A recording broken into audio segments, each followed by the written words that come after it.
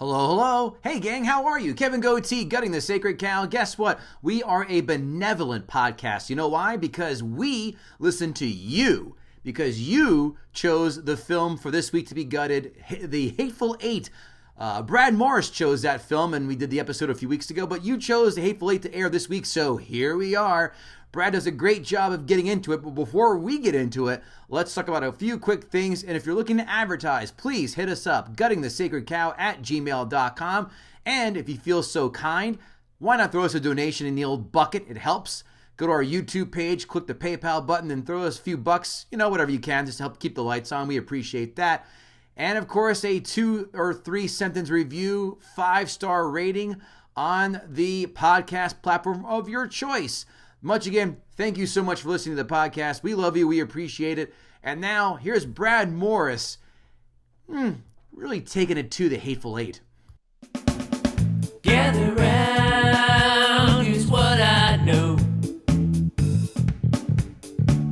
It's just that this cow has got to go. I know some people kinda like it, yeah, it's trending right now. Yeah, that doesn't matter, 'cause we're gutting the sacred cow. You like dogs? Do you like dogs? Dogs. Yeah, dogs. Yeah, dogs. Oh, dogs. Oh, yeah, I like dogs. Dogs. Yeah, I like dogs. Kevin Israel, name that film. Not Usual Suspects? No, close. I was going to go with that, but I opted not to. Snatch. Oh, dogs. Dogs. Yeah, you like dogs? I like dogs. Yeah. I know you're a fan. I thought I would throw you a quasi. Kevin Goatee, Kevin Israel, Gutting the Sacred Cow. We hope you're enjoying these last batch of episodes. I think we're doing a hell of a job. Wouldn't you say so? Yes. You've heard such gems as Under Siege on this podcast. You've heard more gems as Avengers Endgame, Argo. Kevin Israel, how the hell are you, buddy? What's going on? I'm doing good, brother. How are you? Just kicking ass with this podcast. As you've seen recently, we were in the top 15 for iTunes movie reviews because of you folks. And we cannot impress upon you so much. Hey, if you have not yet done so, to all of our new fans and friends, please, a 5-star rating, a 2 or 3 sentence review does help. And if you want to advertise with us, guttingthesacredcow@gmail.com. Now that we've got the laundry out of the way, let's welcome our guest, Brad Morris. Brad, how the hell are you, buddy? How's it going, guys? Great. Brad's claim to fame is he's friends with Bill Schultz since childhood. So that's Brad's credit. It is. That's what I lead with, guys. Is that on your business card? It's on my business card. Bill Schultz's high school friend. Is it in bone like an American Psycho? Yeah, exactly. Yeah, Bill. Start sweating when you see it. Yeah, pretty much. Brad, tell the folks where we can find you, what you're up to. You know what? You can find me on Twitter making an ass of myself, and on Instagram, still mostly making an ass of myself. But acting and writing. I'm trying to think if I have anything that's coming out soon on the acting side, and I don't think so. And it might be because of the pandemic, and it might just be because my career's in the shitter. But yeah, writing a lot. Also, don't know that any of those. The most recent thing I wrote on was the second installment of The Babysitter on Netflix.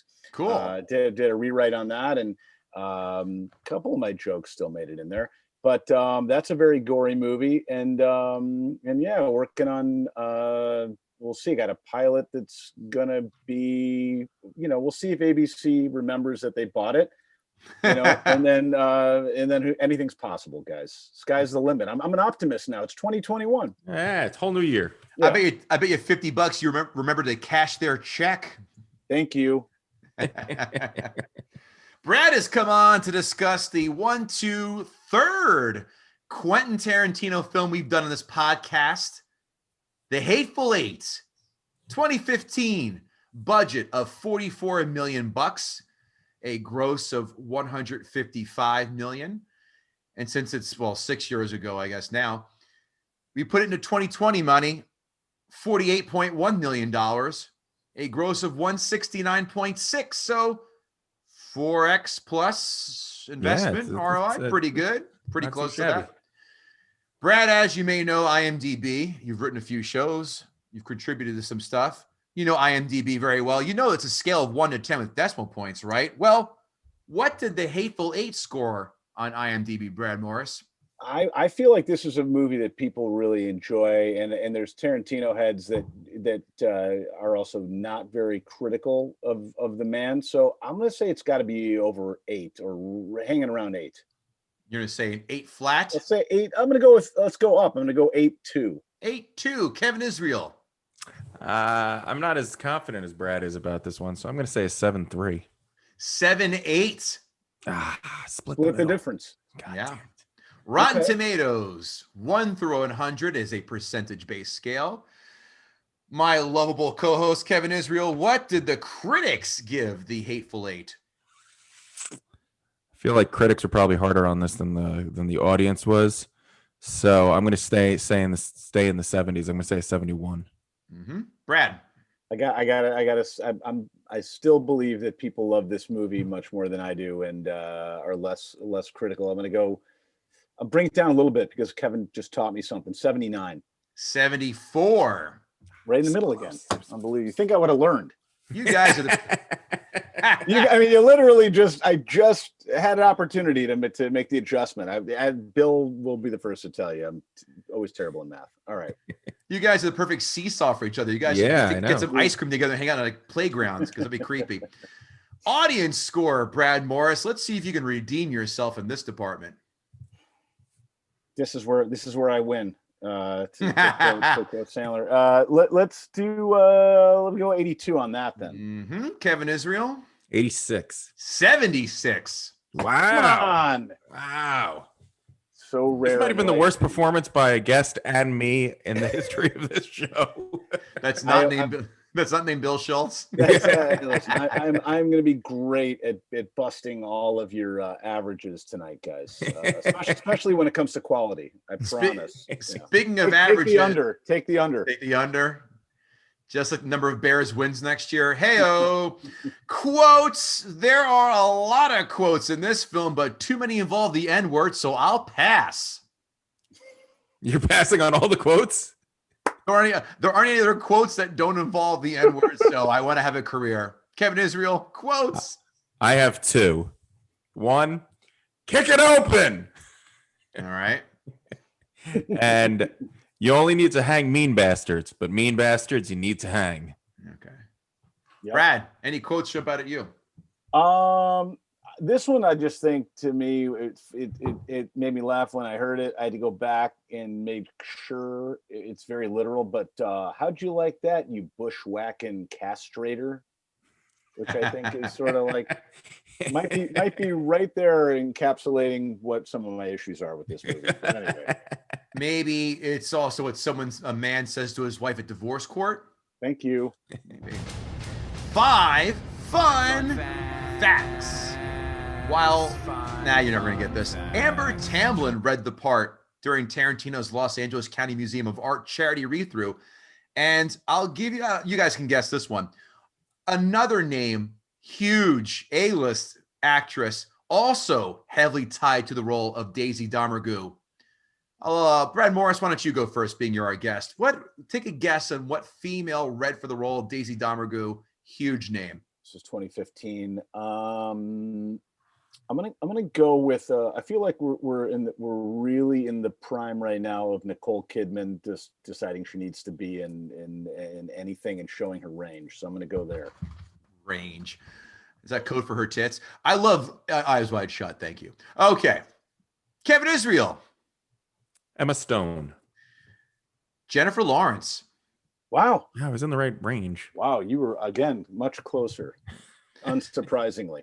Other names in the mix were rumored to include frequent Tarantino Christoph Waltz, but he declined to work with Tarantino again. And all the equally imposing Viggo Mortensen also associated with the film. Number 2, during filming, cast and crew were kept in a 30-degree refrigerated set. I discussed this later on. Okay. This project was shelved in 2014 after the script was leaked but Tarantino was convinced to do it, so the production resumed in early 2015. The movie was shot on 65 millimeter film, employing the very lenses used to shoot the chariot race in Ben-Hur. OB, the carriage driver, wears the same hat and glasses Kurt Russell wore in The Thing. Huh. I got you, Brad Morris. Wow. Oh. Wow. That might be my favorite part of the movie, actually, now that you Wow. mentioned it. Well, listen, I don't want to keep this lion caged anymore. I dare say we give the lion his meat and unlock this cage. Kevin Israel, it's now time for Brad Morris to gut the sacred cow. Guys, first of all, I'm honored to be here. I know that it's thanks to a friend's recommendation, and you know, look, this movie. First of all, I'm a Tarantino fan, and I know that that's the disclaimer that, you know, anyone who wants to you know, be respected in the film and TV community needs to say, as well as maybe to ever, you know. I by the way, OB, I'd take that role any day of the week. I'd love to be murdered viciously in a Tarantino movie. This, to me, the main argument I have is that this movie, to me, feels like it was Tarantino saying, I probably should do a Western. And then that was his motivation for doing this story. And then I did a little bit of digging because I didn't want to be, you know, not do my homework entirely. And basically I found this, which I thought was, you know, which was pretty interesting. And basically Tarantino said, like, you know, twice he loved Bonanza and, you know, The Virginian and, you know, all that stuff. He said a couple times this season there's these shows that have an episode where a bunch of outlaws take the lead characters hostage. They come to the Ponderosa, hold everybody hostage, or go to Judge Garth's place. There'd be a guest star.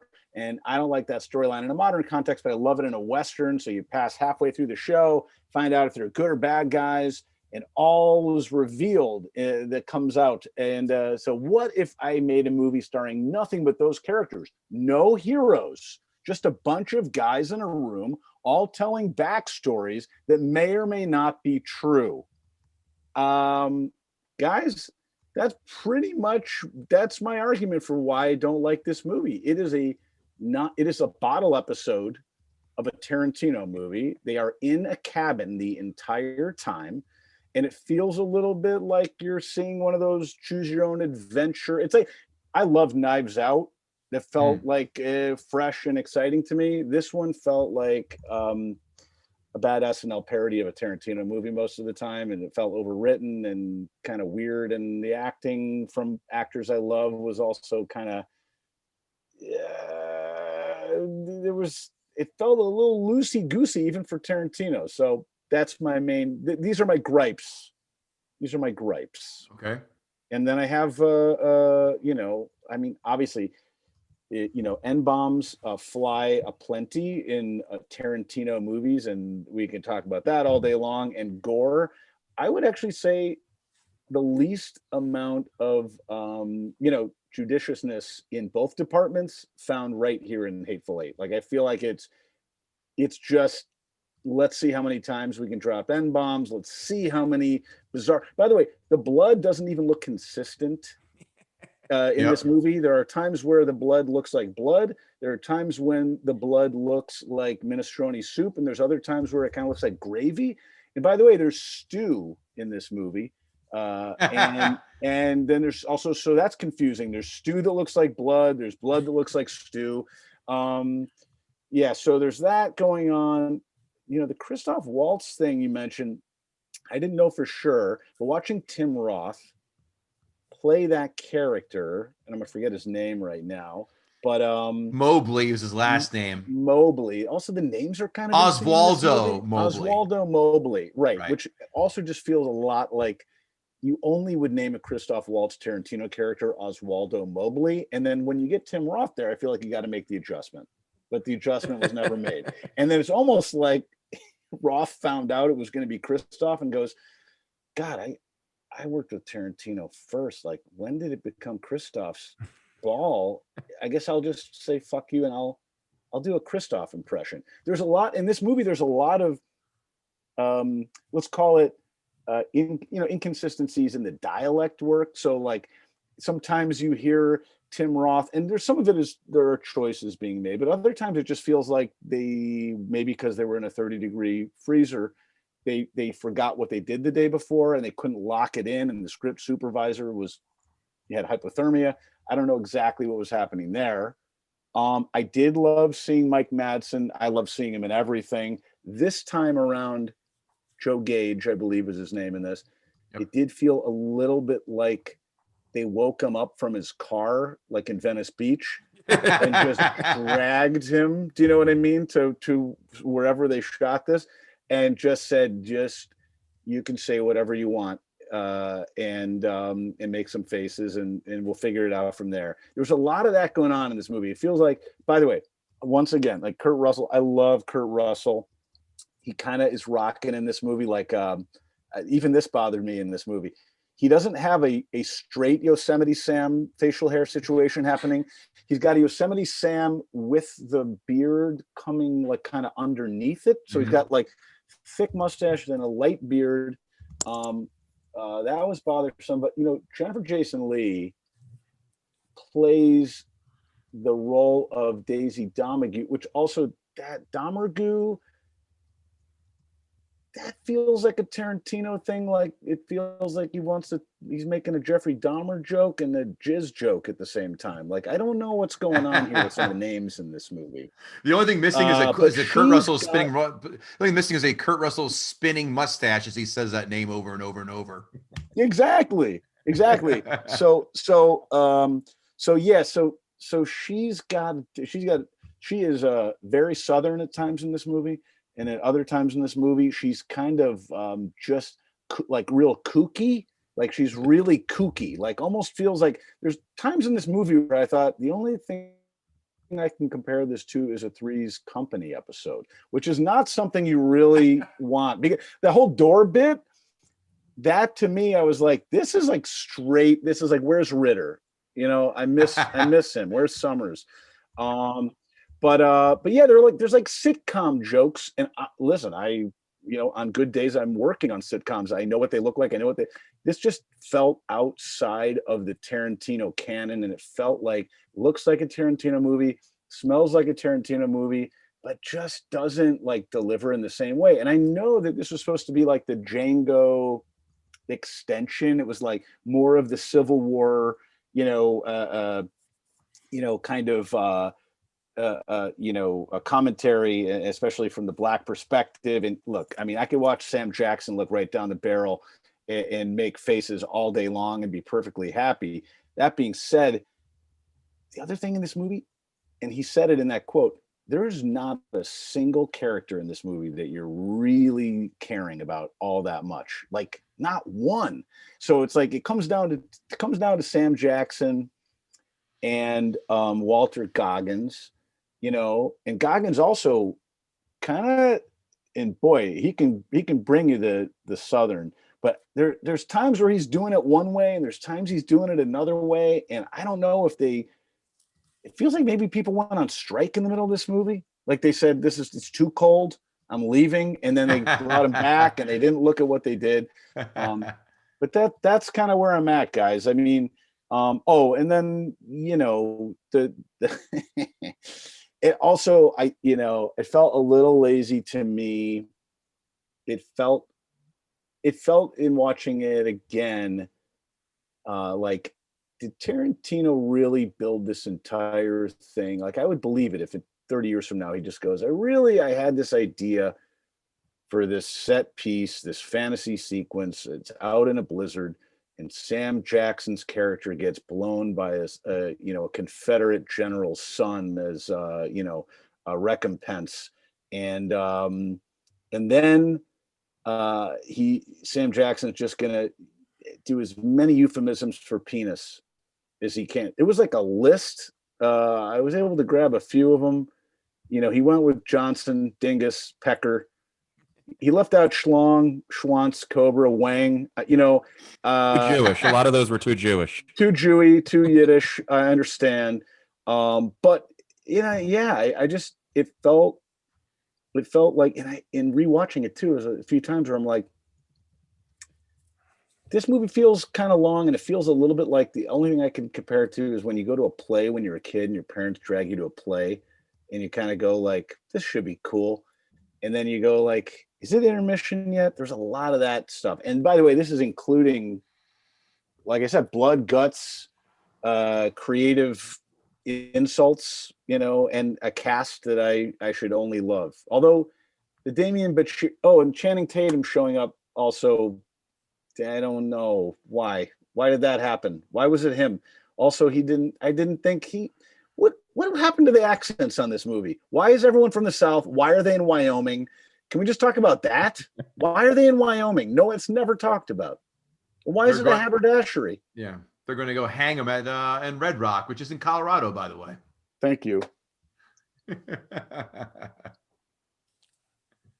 But it feels like a bottle episode. To me, it was when I remember reading the article about when Clint Eastwood, the story behind Gran Torino was that he was waiting on something else to get done, and it got stalled out for like a month. The financing fell through on some other movie, and he goes, I'm just going to really quickly write a movie that I can make really fast. And that was Gran Torino.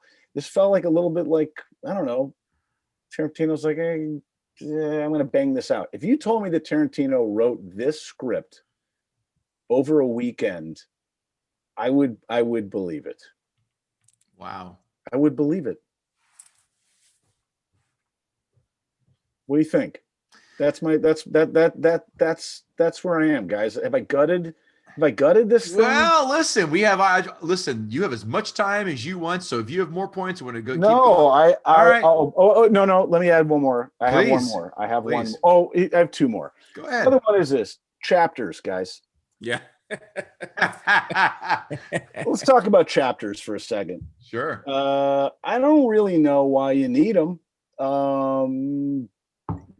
It almost feels a little bit like it's the kind of bell and whistling that you do when you're trying to put some lipstick on a pig. You know what I mean? It's like a book, Brad. Hold on. Chapters. Well, I'll just interject just to fucking be a dick. Do you remember Pulp Fiction? I'm sure you do. Yes. The Bonnie situation. Yes. They had titles. Yes. Too, so that's his thing. So he's staying consistent to his theme. Okay. All right. I'm with you there. Okay. All right. Then comes the VO. Okay. Yes. Just guess what? I might just, and you could just, he's in the edit bay and he's like, you know what? I might want to just, let me try something real. There's a lot of let me try something here is going on. That's fine. It's Tarantino. He can do whatever he wants. And I contend he has. Pause. Don't you remember Inglourious Bastards? He had Samuel L. Jackson do voiceover. Absolutely. Okay. So he's being consistent. Film to film to film. Okay. Fair enough. Who did the voiceover? Was that Tarantino? No, it was some other guy. That's not Tarantino. I don't know who it was. It's not Tarantino? No, that's not. Yeah, I didn't think it was, but I couldn't. He has a very distinctive speech. I know pattern, he does, but that was not him. It was okay. It was, all right. He almost sounds like a very Italian Woody Allen when he talks. Yes, that's does. a great example. Here's something. I don't appreciate that they got Ennio Morricone to do the score for this movie because he's like, the king of spaghetti westerns and all this stuff. He was clearly, he died this year. This was 5 years ago. He was in his mid to late 80s. I feel like he was taken advantage of. I feel like it's not fair. You don't do that to a man when he's not in his right mind. And I felt like it's like getting Roger Deakins, 20 years from now to do like the next Transformers movie. Just so you're like, you know what? We can do this. We can do this, man. and it's just taking advantage. All right. So then look, every movie can be redeemed with a great ending. I truly believe that. It didn't happen for me here, guys. The Lincoln letter, which is referenced and is sort of central to the entire, plot of this movie, which, is even, it's a plotty plot. There's a lot of talk about it, more than doing anything. Like I said, it all takes place in, large 90% of this movie, 95% of this movie takes place in this cabin. When you finally read this letter, I assume it's meant to effectively make you finally feel something for Sam Jackson's character, who I believe his name is like Marquez. Yeah. Marquel. I think it's supposed to. I Marquez. think it's supposed to be Marquis. Marquis. They keep but it's mispronouncing Marquez. it. Right. Yeah. Right. It didn't happen for me, guys. It felt tacked on, and it felt like, what's our ending? And well, we have this letter, we should probably read it. And again, I love everyone in this movie, and maybe that's where my vitriol comes from, is that I hold it to the high Tarantino standard, and then you put together a lot of great folks.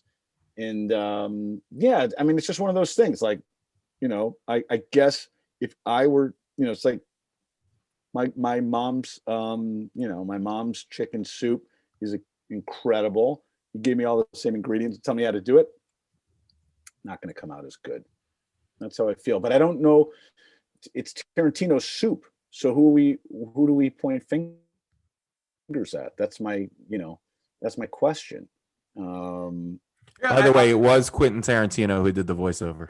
Was it? I knew Yeah. it was. God damn, it did not sound like him. Yeah, I didn't think it sounded I'm like wrong. him either. It did Well- sound to I'm always going to try and mediate, guys, and I don't like seeing mom and dad fight. So I just want to tell you, It's not your fault. I knew it's not your fault. It's not your fault. I knew it was. I felt it was him, but also he definitely was not doing. He was not leaning into the Tarantino. No, he was voice. not. Yeah. Most He certainly. wasn't Jimmy in the kitchen making coffee for Jules and Vincent.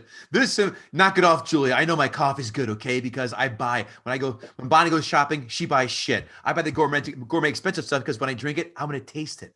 See, that's the there you Tarantino I go. know. There you I- go. And I'll do Pulp Fiction until the fucking cows come There home. you go. I love it. I But want to here's, hear what the pros think. I have a question before Kevin All right. goes to your time. My question to you is this: if this was not a Tarantino film, or if this was his first film, so you could not have any other Tarantino influences, would your opinion be the same? Would you like it less or more? I should probably ask you that. It's a really good question. I think I maybe I would have liked it a little more. I do think there's like the expectation for me, you know, that because I do love his stuff. That and don't get me wrong, there a lot of moments in the movie they were highly enjoyable. But yeah, I'm sure I hold it to a higher standard because it's him. If it had been Joe Schmo, I'd say Schmo might have something. But I also think I'd say, wow, who the hell does this guy think he is?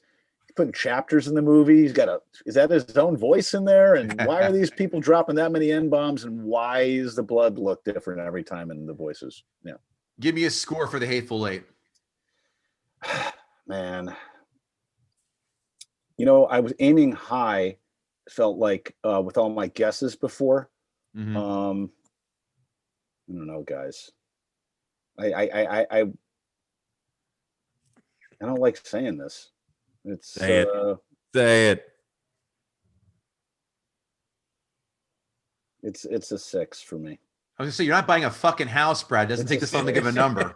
He's It's a not 6. gonna I know. don't like saying this. I don't like saying this. You know, I don't. 6 By for the way, someone. 6 is solid. I was just gonna say, if someone who hates it gives it a 6, wow, We've Well, given good movies 6. 6.5. You got. I want to hear what your ratings are. All right. I look forward to it. I mean, look, it wasn't like I was pounding my head against the wall. I guess I'll say that. I guess a bad Tarantino for me is still, you know, better than some. But 6 is a fucking guys.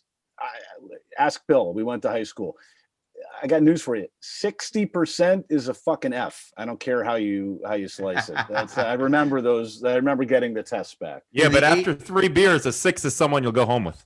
There you go. That's another way to look at it. Depends Captain. on Well the kind said. Well, hold on. And I'm going to interject some common sense in Please. this fucking Please. argument. A Vegas 6 is different than a fucking Topeka, Kansas 6. Let's Yeah, get this is that out there. This is a Tarantino 6. Which makes it an Adam Sandler 15. There you go. Kevin Israel, it is your turn to go up first. So please have All at it. righty. If nobody told me that this was a Quentin Tarantino movie, I would know that this was a Oh, Quentin you fucking asshole. You fucking asshole. Number 2 on my list. If anyone didn't know what film this was and they sat down in the beginning, they would hear the 3 N words in the first 3 minutes and go, oh, this is a Tarantino film. Fuck you. We've been together too long, man. We We're have starting been. this cycle together. This movie just oozes. And there was another movie we did, and I can't remember what director, and we said it was just him. I don't remember what movie. Who was the guest? I'll tell you. Who was the guest? Was it Batman Returns? Mike Price? Yeah, might have been Batman Returns, where we're saying that it was just the director just jerking off all over the movie and just giving everything. And that's what this movie felt like. This movie felt like Quentin Tarantino just being like, I'm going all in on Quentin Tarantino. Like, you are going to see everything that I've ever wanted to do. The only thing this movie didn't have, and I'm shocked by, was women's feet. Oh. She did get shot in the foot, so there was at least a nod to feet. True. But I'm really shocked by as much Tarantino was just jam-packed into this movie that there wasn't like a naked foot scene. More foot fetishism than a Rex Ryan birthday party.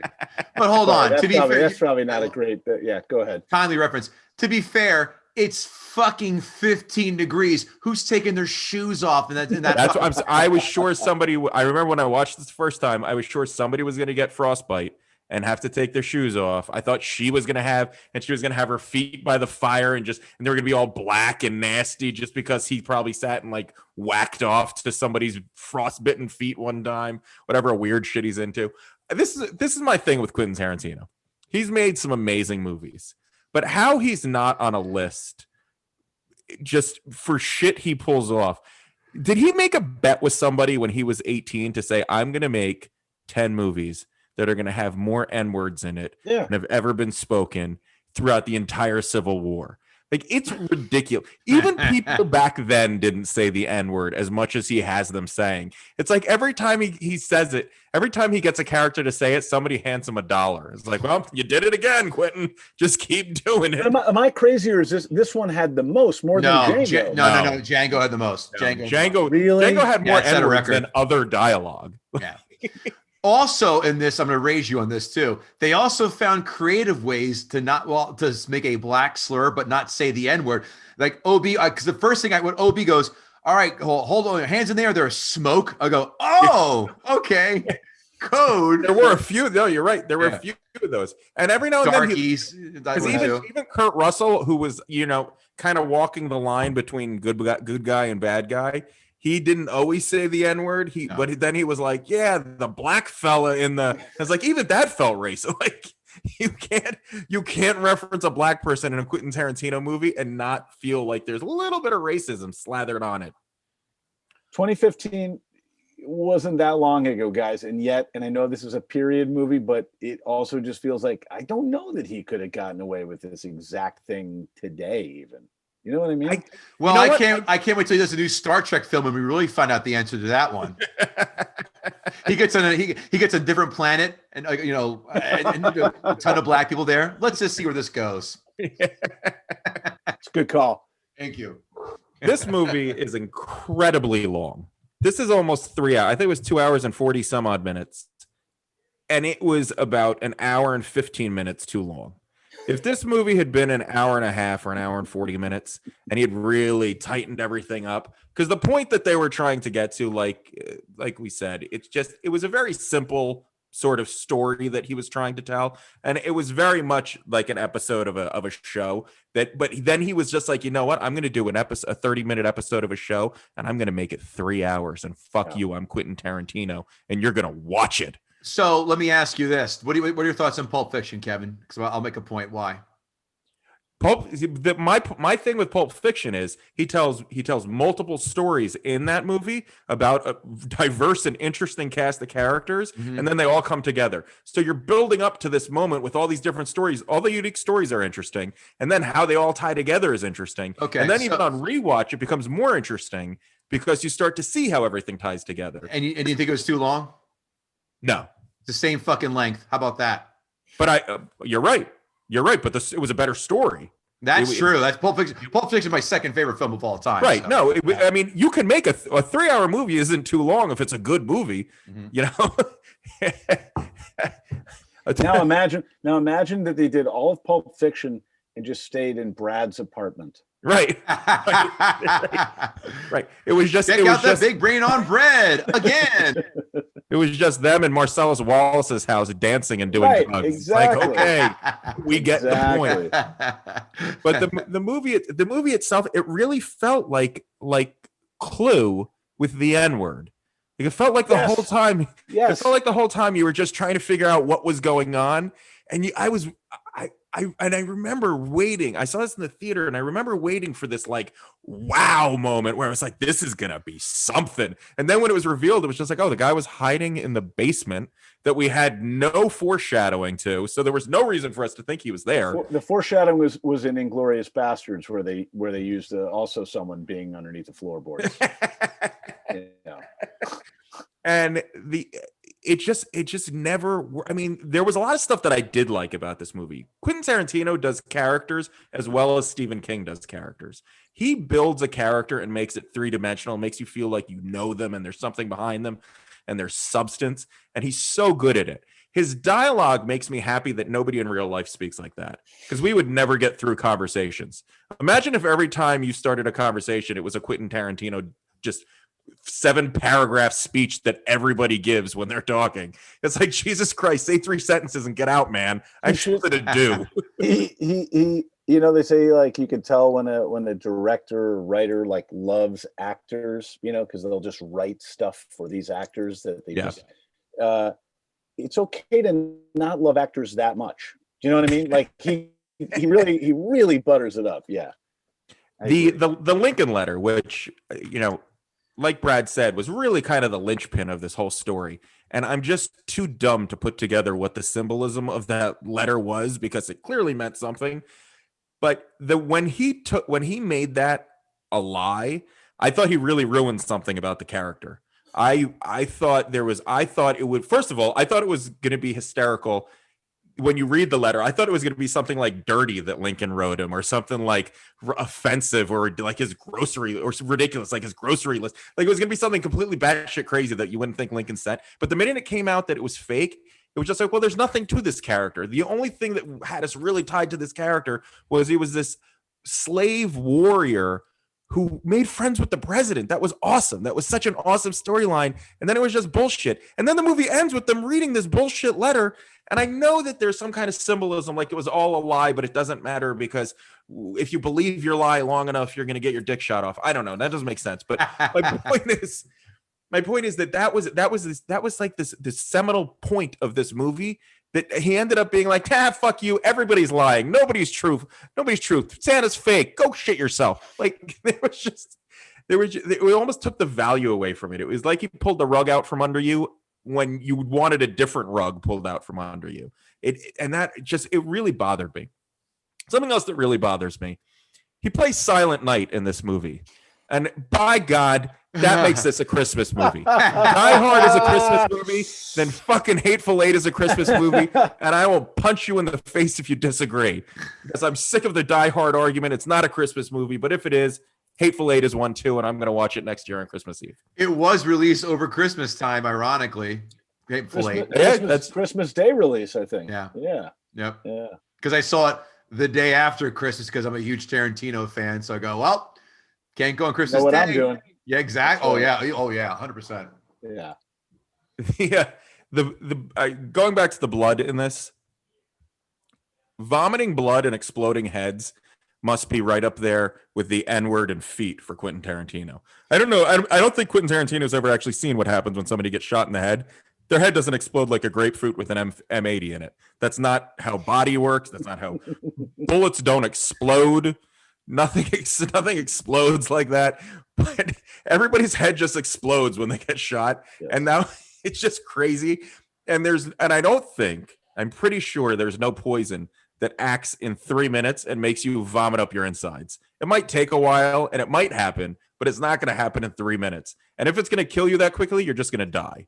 You're not going to start throwing up your insides. So I would like to know what poison that was. I hate vomiting. I hate it. I don't think it's funny. I don't think it's What? It's a good. I don't. Did you not laugh in the Sandlot when they all swallowed their dip on the ride and they're puking on each other? I didn't laugh in Stand By Me when he tells a story and they're all throwing up on each other. I don't think throwing up's funny. I don't think it's a good plot motivator. And just watching these guys just throw up blood, and then you could see as he's crawling up her, I was like, he's gonna throw up on her. He's gonna throw up in her face. That's what's gonna happen.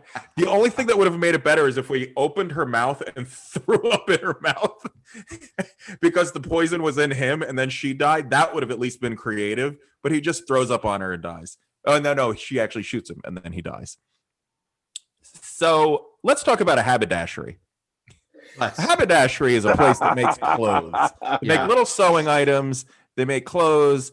It's not an inn. It's not a tavern, and it is not whatever this place was. I think Quentin Tarantino heard the word haberdashery and was like, "That's what I'm going to name the inn and tavern that they stay at. It's going to be a haberdashery." Well, dickhead, that's not what a haberdashery it is. That's not what a haberdasher is. And don't think you're smarter than us because I have fucking Google and I looked it up. In the notes. It's in the notes.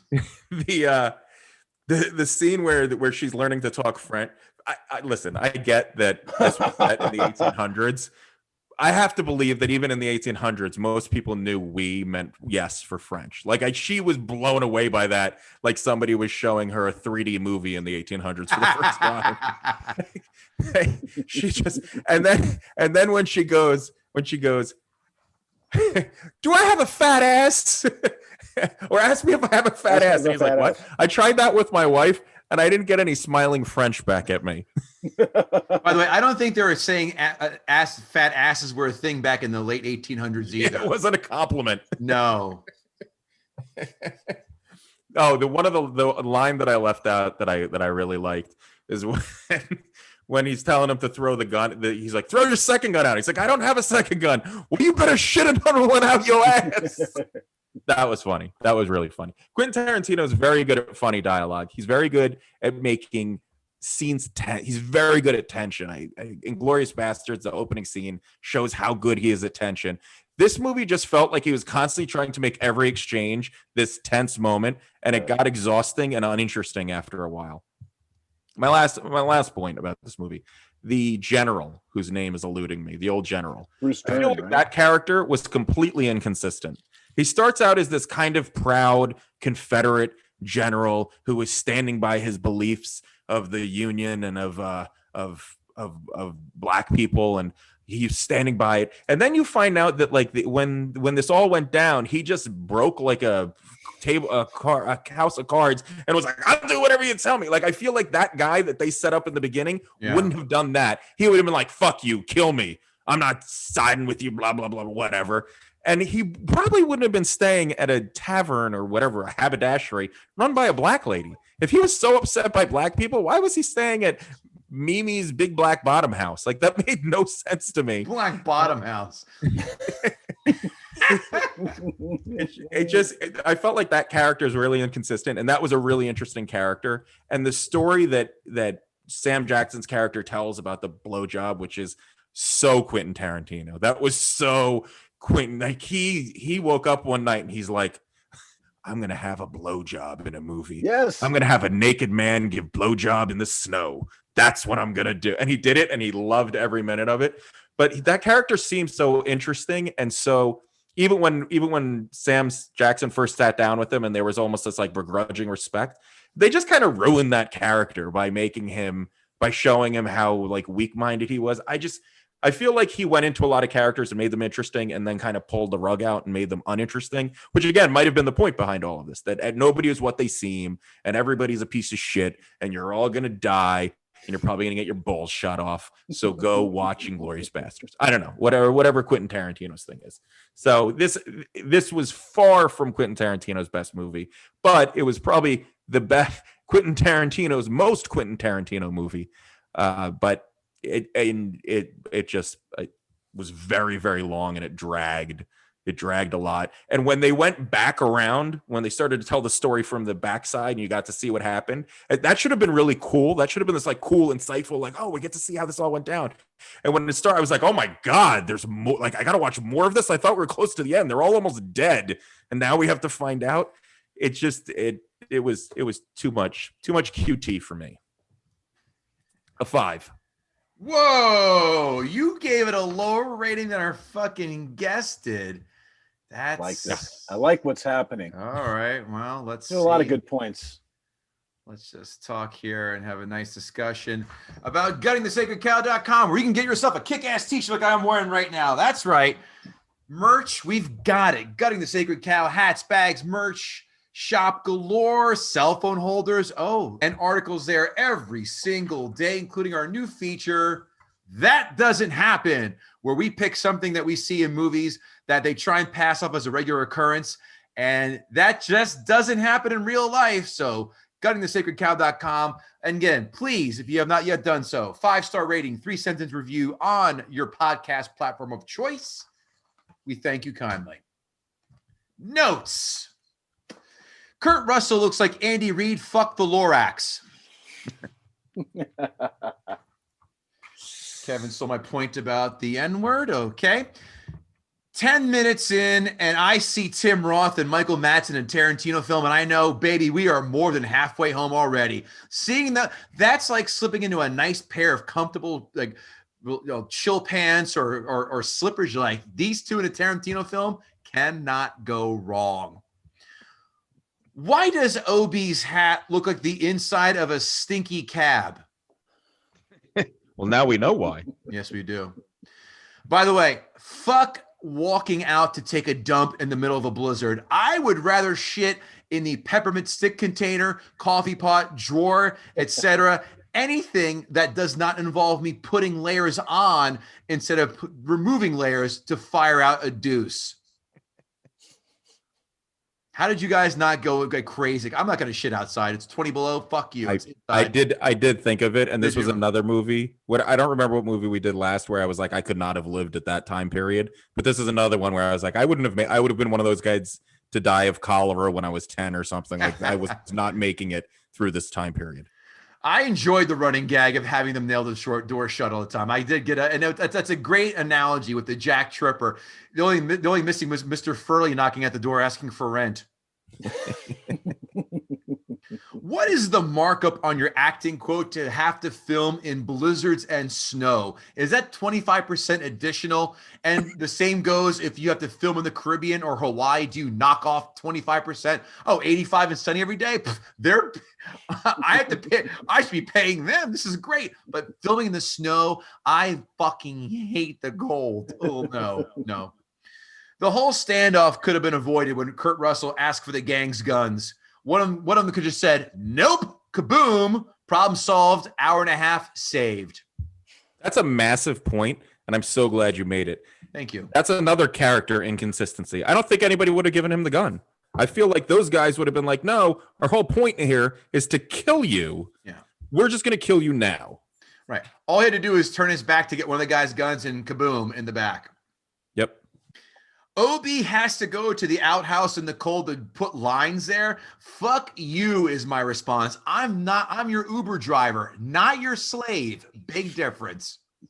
Ooh, another good point. Why did Obi get sent out twice? Yeah. He was like, Obi drew the short straw. Why did Obi get stuck in the straw contest? I would have been like, no, fuck you. I'm still freezing from that last episode. Yeah. I'm not going to take my feet off by the fire because Tarantino wants me to. Take my shoes off. Sorry.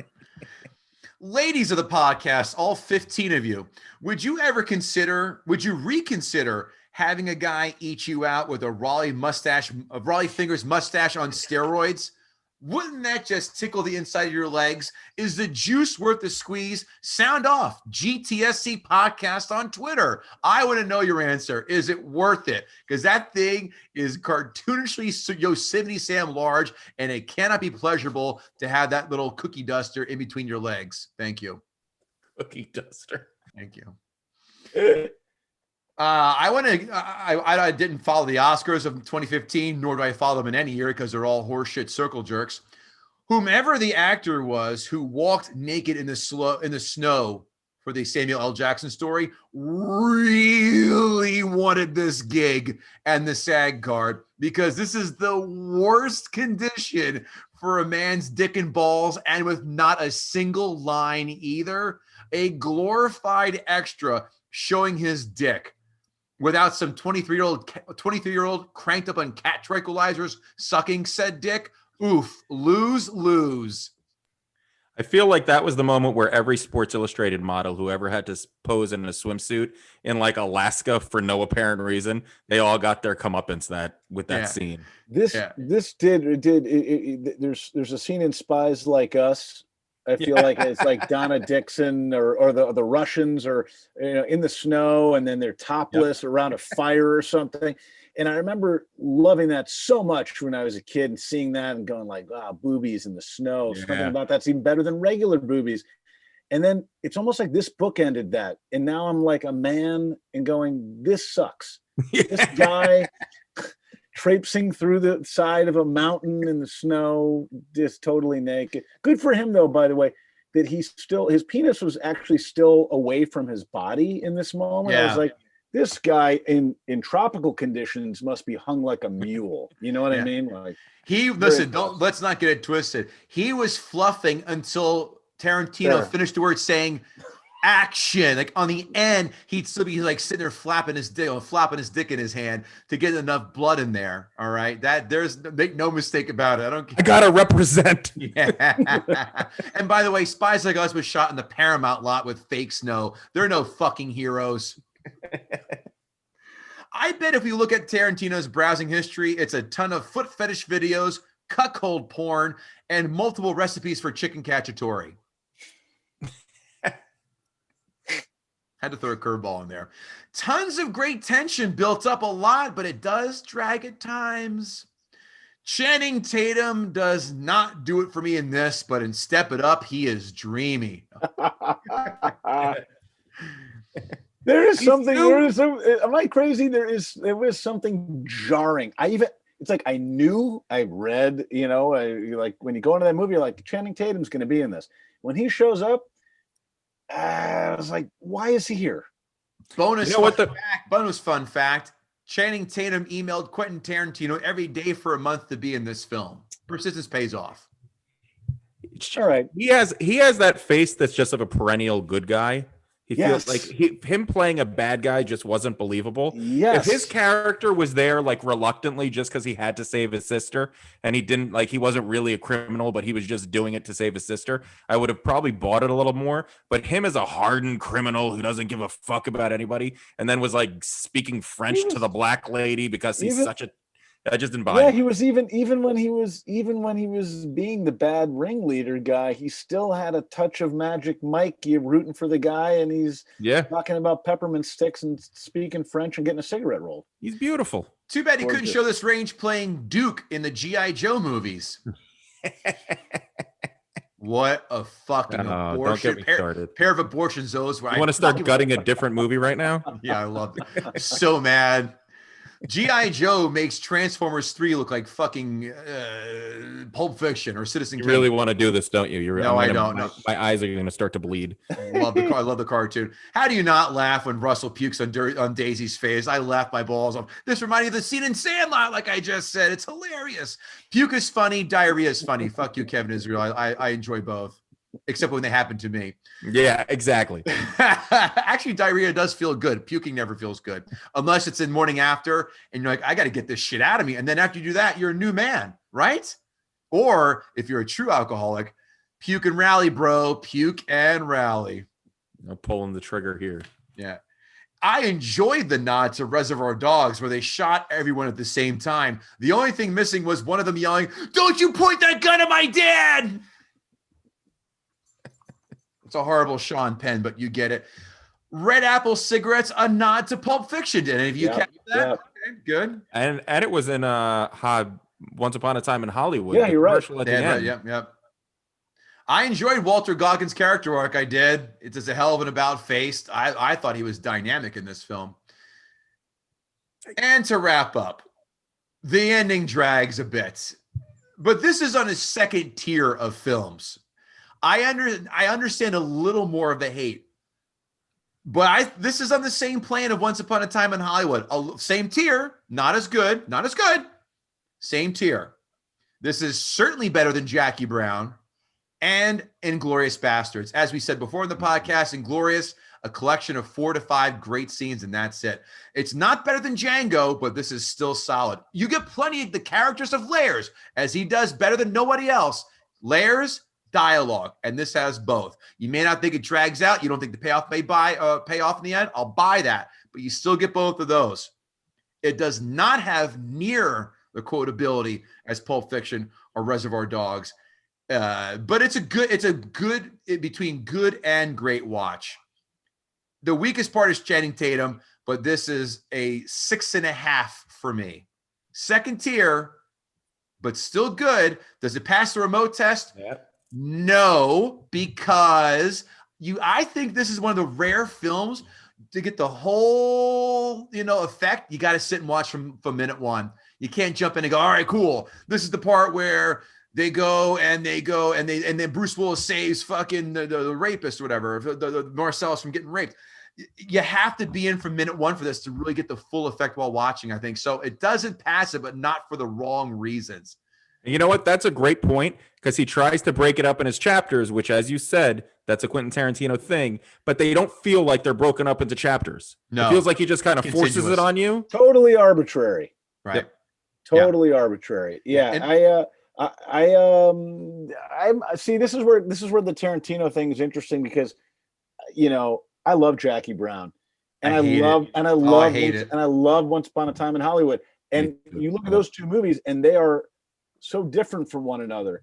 And I thought that they're really great. And I thought that there are characters in those movies that you do. So you do. I actually didn't think this movie had the best layering in terms of the character work. And I do look to him for that, to be honest with you. Goggins, to your point, I'll give that to you.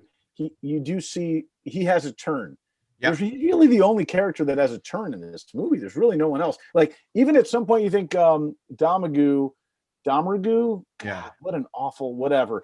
Jennifer Jason Leigh, you think there's going to be something else coming? Yeah. No, not really. But you know what? To your point, she starts off and she's almost like a savage. Like, you think she's like some girl they found in the woods and was just chewing on people's ears. Mm-hmm. And she turns out to be sort of the sophisticated second in command of this gang. And she sort of evolves into that, but it's like there's no. Did we ever find out what she did? Why was she? They never announced it. They never announced it. They never said. And I researched that too. By the way, score update. I had to change this from a 6.5 to a 7, and here's why. I gave Batman Dark Knight Rises a 6.5, and I gave Under Siege a 6.5, and this film is better than those two.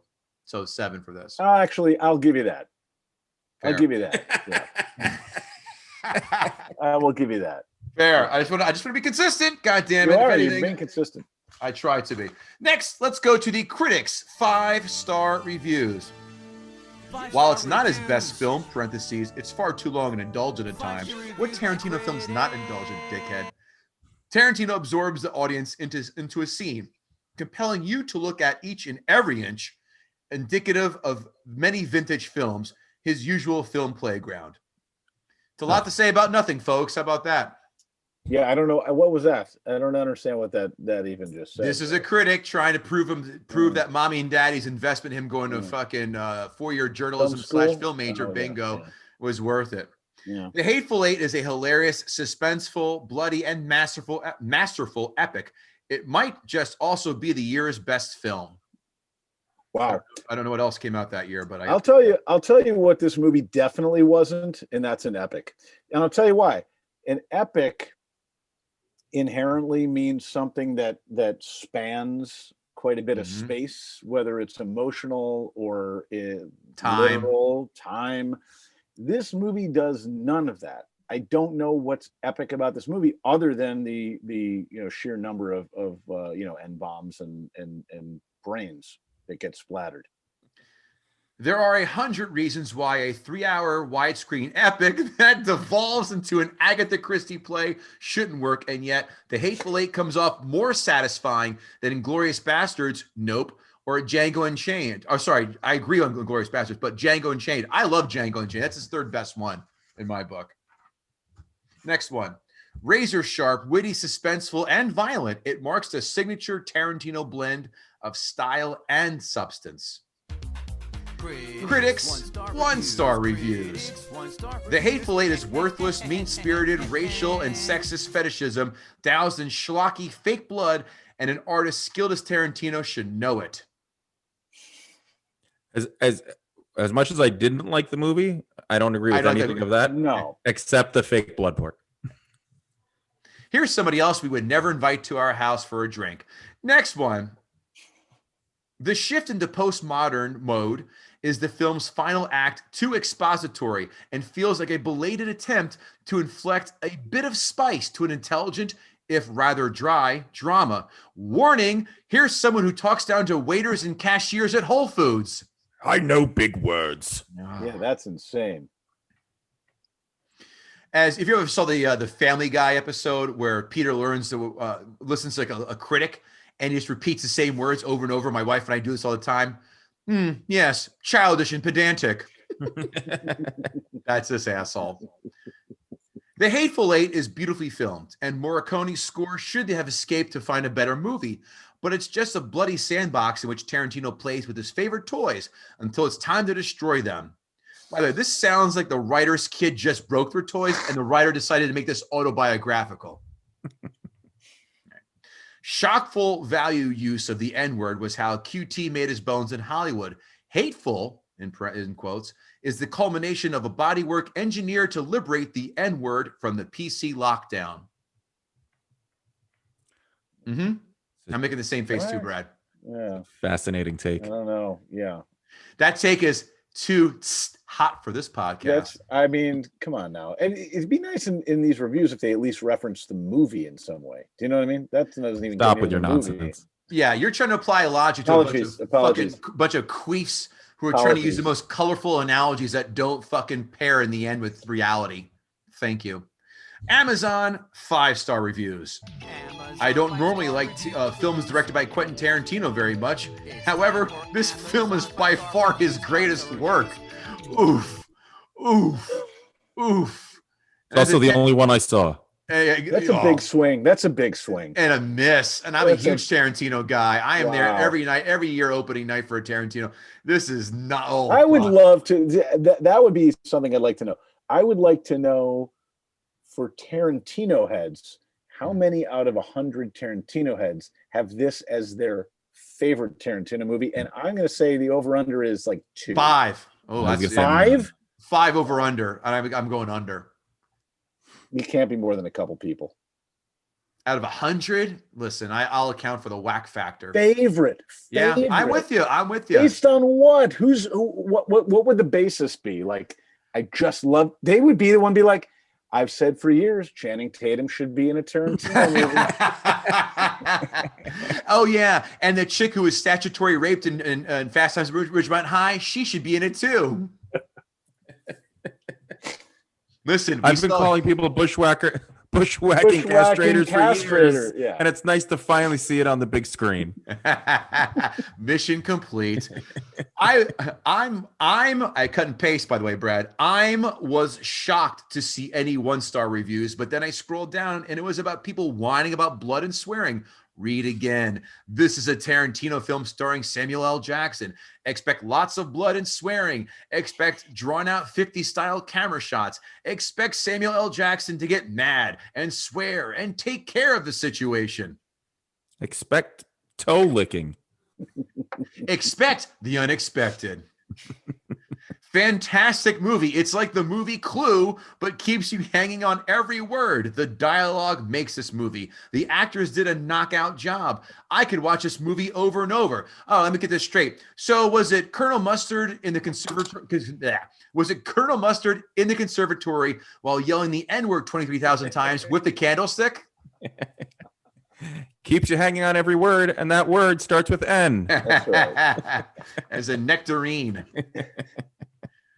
Boy, if you hate great movies, great characters, great story, funny, unexpected, excessive blood spatter, Jennifer Jason Leigh is the best she's ever been. Kurt Russell, too. If you hate great movies, steer clear of the Hateful Eight. Signed, Mr. Ms. Ironic Jedi Mind Trick Champion. What just happened there? I don't understand what any of that was. That By was the way, there is something amazing about how. I mean, this is great. It's just a great element of your show, but like, people just see what they want to see, don't they? This is just all over the map. I mean, well, Brad, that's what it's supposed to be. Wait till you get to our next favorite section, where people use this as a soapbox to get their agendas out, and that is Amazon one-star reviews. Amazon one-star reviews. Kevin, I kept this one at the top because I know you love it. Thank God I didn't pay full price for this, or I would have been pissed. Way too long, foul, but foul just for shock value. Save your money. Tarantino keeps going to the Pulp Fiction well, in quotes. It's not working anymore. Seriously, save your money. A total crap fest. My answer is, being he keeps getting greenlit and all of his money make a shitload of movies, I'd say it makes perfect sense, Mr. Economy Major from Middlesex County Community College. Next one. Absolute crap. You know why Hollywood doesn't make many Westerns anymore? Because they turn out like this vile and pathetic mishmash of pure crap. Hey, if the music score includes rap music, which it does, where does this have rap music, boys? Let's pause for a second. How did I miss that? I did too, because it just... I assume it's when we first see Bruce Dern. Right? Yeah, they're playing Method Man when they introduced this character. If Samuel L. Jackson is in it, you know it's going to be pure gutter garbage. All right. Oh. And here's my segment, Kevin. I bought this, watched it, immediately cut up the disc, tore up the sleeve, and kept the Blu-ray case. And now we have a new leader in the That Doesn't Happen clubhouse. Guys, that's like keeping the condom after you blew a load in it. Who the fuck keeps the case after they supposedly trash the disc? Wait, you don't have a scoreboard in your closet where you just hang them up after it? Oh, I guess it's just me. Like the sex taxidermy. Right? Yeah. This is not what I expected to be from the get-go. The language is so gross and filthy. Was astonished at the use of the N-word, especially by Mr. Jackson. I do understand that this is just a make-believe movie, but movies of this nature are and always will leave a stigma on certain people, and they will emulate and believe they have caused. Hollywood needs to understand that they do have moral issues they need to consider, but of course they won't. Signed, Chrissy Metz. This guy had a thought and a point to make, and neither happened. You know, he didn't have in this whole argument, punctuation. I was going to say commas. Yeah, a subject would help. Did you see me pause for a reason? No. Wait a minute. This is uncharacteristic movie with Samuel Jackson. Oh, you mean where Samuel L. Jackson uses the N-word and exacts revenge on white people is uncharted territory? Did this guy just wake up from a Steven Seagal hard to kill coma? You gotta be shitting me. I purchased this item in June, and I am so disappointed. This DVD reminded me of the piracy movies being sold in the strip mall parking lot. I'm requesting you send me the original movie, and I will return this one. I'm like, this person expect Pirates of the Caribbean with the piracy comment? I don't know. DVD does not play. Too late to return. My bad. My bad. Wait, hold on. Those are always going to get me, by the way. It's just the mechanics of working the machinery is always going to get me. Hold on, Brad. Too late to return. My bad. This is 3 Hateful Eight DVDs that do not play. Does anyone have that one that plays? Maybe, pal, you should stop putting the DVD in the toaster. You might get a different result. It still has a VCR. It does feel like it feels like a user error, doesn't it? That doesn't really feel possible. Kevin Israel, did Brad Morris gut the sacred cow? Ooh, he's Not a gonna tough think one. about this. This is a tough one. See, and I know we're gonna split on this because for me, he did gut the sacred cow. For me, he tore it apart. He made all the points that I was gonna make. I didn't feel great about this movie coming in. Listen to his pointed, well executed arguments. I agree with him. I think he did gut it, but I know you're gonna disagree with me, and we're gonna end up having to duel at Damn it. sundown. I appreciate that, Kevin. I do. All right, lower the boom. Lower the boom. I think we might typically when we're Look at split this. on this. When we're split on this, we usually go to the audience and ask them if they think you got it. But I think you did. Fuck it. I think you did. yeah, Despite, but here's the thing. This is the Here's first. the caveat. Give me the caveat. The caveat is this: All right, whenever all right. we've never had anyone convince us fully to go from this movie we like to fuck this movie. Right. The ultimate compliment is Bill. Actually, Bill got me before I started implementing this. Bill at least made enough key points in his argument with Indiana Jones and the Last Crusade. But I'm still gonna love that fucking film. Blah blah blah. The real compliment is if you get one of us to change our score. I'm not going to change my score, but I will give you the gutting. That's the first time we've had that. Let me tell you something. I couldn't be more honored. And let's not forget something, Kevin. You changed your score up and still told me that I got it. I know. Yeah, that's hard to do. That's a first. Brad, if you go to your front door right now, there's a Gutting the Sacred Cow girl with your statue ready to give it to you. I can't tell you how much that means to me, and not just because I've been living at my in-laws for the last 2 months. So, We tracked you down. thank you. actually, Tarantino sent her over, and she's not wearing shoes, so enjoy. Just got dirty feet. Yeah. Just dirty frozen frontier feet, guys. You know, Don't let her put her feet up on the dashboard on a car like Once Upon a Time in Hollywood. Oh, Jesus. give me those candy corn toenails, boys. Yeah. You know what I mean? Gross. Little hairs on the knuckles. Oh God, fuck's gonna make me throw up. Brad Morris, where can the world find you? You know what? Brad Morris 773, representing the Chicago area code on Twitter. Again, just not making a lot of sense most of the time. Instagram, Mr. Brad Morris. You know, some of your favorite shows. I'm sort of like the Where's Waldo of sitcom character actors. You dress like him right now too. I know. This is my Waldo look.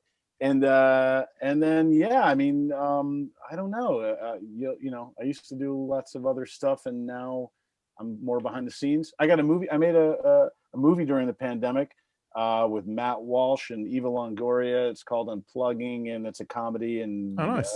Keep your eyes out for that. And I look forward to you guys. Honestly, gut the shit out of it. If we didn't do it right, I want you guys to be the ones to take it down. You know, or someone else with you guys. You know. Well, it has to be one of our 3 criteria, as you know. It has to be critically acclaimed, widely beloved, or financially successful. So if it gets to one of those, we'd be more than happy to do so. If I get to one of the 3, I'm going to be really happy. We hope for your sake somebody does get to pick the movie. Exactly. And I can't think of a better person for that than Bill Schultz. Wouldn't that just be the cat's pajamas? It really would. Kevin Israel, where can the world find you? You can find me at kevinisrael.com, but stand-up comedy's dead, so fuck it, don't bother. But where you can find us, KevinGoatee.com for your NFL bets. That's right. I bet against the Bears. That was a no-brainer. And and your right, comedy is gone, but what the hell? You can go to guttingthesacredcow.com. But that's that. Brad Morris, you did a bang-up fucking job, man. This is a great killer. Yeah. I had a blast. You guys were the best. The show's awesome, and I only hope that I made Bill's recommendation at least look like not one of his worst. No, you're great. No, Bill's done a great job with all his recos, and this is a great episode. Thanks for coming on, Brad. Listen, Gutting the Sacred, you're welcome. Thank you for coming. Gutting the Sacred Cow. Don't forget, if you have not yet done so, 5-star rating, 2 or 3 sentence review, GTSC podcast on Twitter. And if you want to advertise, guttingthesacredcow@gmail.com. That is it, kids. We'll see you next week. Thanks a bunch. Take care. Later.